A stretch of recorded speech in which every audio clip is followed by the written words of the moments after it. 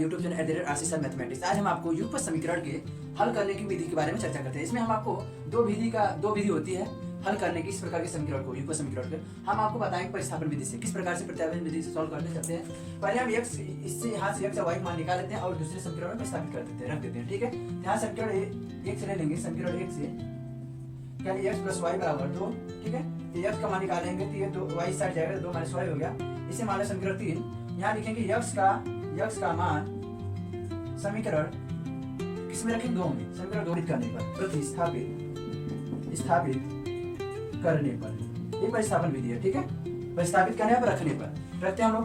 x का मान क्या रखना है, 2 माइनस वाई। यहाँ पर रख देंगे हम 2 माइनस वाई, फिर minus Y equal to 2 minus Y, Y जुड़ जाएगा, क्या हो जाएगा माइनस 2y बराबर 2 माइनस 2y, 2 की साइड भेजेंगे क्या हो जाएगा 2 माइनस 2, क्या मिल जाएगा माइनस 2 इक्वल टू, ये क्या हो जाएगा कट जाएगा, 0 मिल गया। तो हमें y बराबर क्या मिल गया, y बराबर 0y minus 2 equal to 0, it means y बराबर 0 मिल गया। अब हम लोग क्या करेंगे, y का मान समीकरण 3 में रख देंगे तो हमें समीकरण x का मान मिल जाएगा। y का मान समीकरण 3 में रखने पर,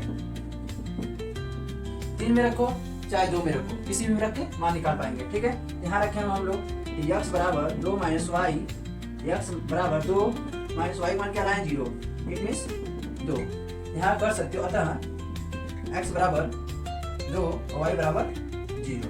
इस प्रकार से प्रतिस्थापन विधि को सॉल्व कर पाएंगे। Okay, thank you.